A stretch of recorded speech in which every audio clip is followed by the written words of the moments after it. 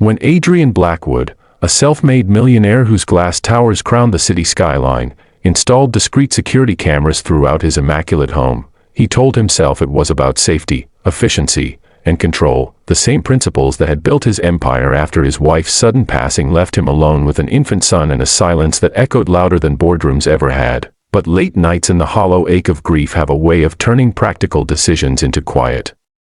confessions, and in the glow of his office monitors Adrian began to watch more than he intended, noticing the smallest things about the new nanny, Elena, who moved through the house with a calm that seemed to soften the marble floors themselves, humming low tunes while warming bottles, kneeling to the child's level rather than lifting him hurriedly, speaking to him as if he understood the world already. And at first Adrian's suspicions were ordinary and cold. Was she punctual?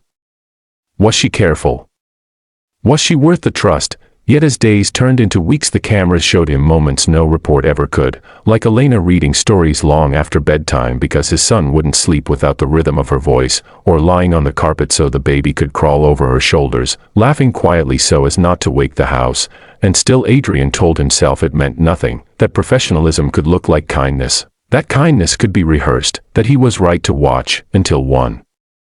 night, scrolling through a timeline while rain streaked the windows, he noticed something different, something that didn't fit the routine at all. Elena, long after a shift should have ended, sat at the dining table with papers spread before her, not stealing or snooping, but writing, copying, cross-referencing, her brow furrowed with the kind of focus he recognized from his own early years. And when she finished she tucked the papers into a worn folder labeled with his son's name, then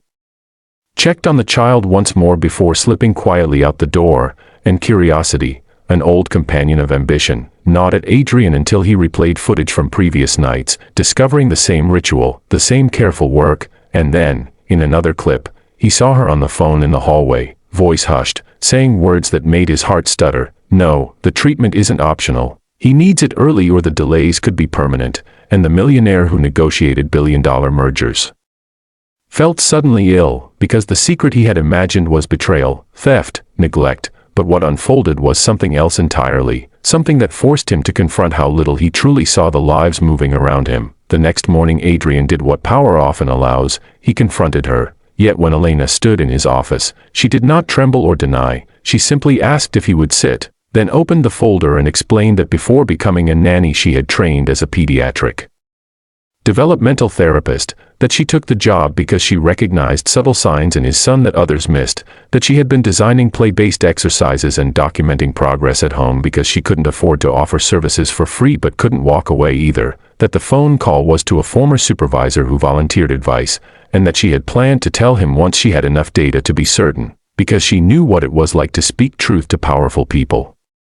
and be dismissed. And as she spoke Adrian felt something crack open, a recognition that his cameras had captured care, not conspiracy, that his wealth had built walls while her empathy had built bridges, and in that moment the secret he never imagined revealed itself fully, not that Elena was hiding harm, but that his own house had been missing something essential since his wife died, something no fortune could replace, a presence of patience and human warmth that taught his son how to feel safe in the world. Adrian listened, truly listened, for the first time in years, and when he asked why she hadn't asked for more money or a promotion, Elena answered simply that children don't wait for convenient timing, and the days that followed reshaped the household quietly and profoundly, with specialists invited openly, routines adjusted, laughter returning to rooms that had been quiet too long, and Adrian, humbled, removed several cameras, not out of negligence but trust, choosing to watch with his own eyes instead, to sit on the carpet, to read the stories, to learn the exercises, to be present. And months later, at a small celebration marking his son's remarkable progress, Adrian stood before friends and staff and told the truth of how suspicion had led him to understanding, how control had given way to connection, and how the greatest discovery he made was not a secret on a screen but the realization that real wealth is measured in the courage to trust and the willingness to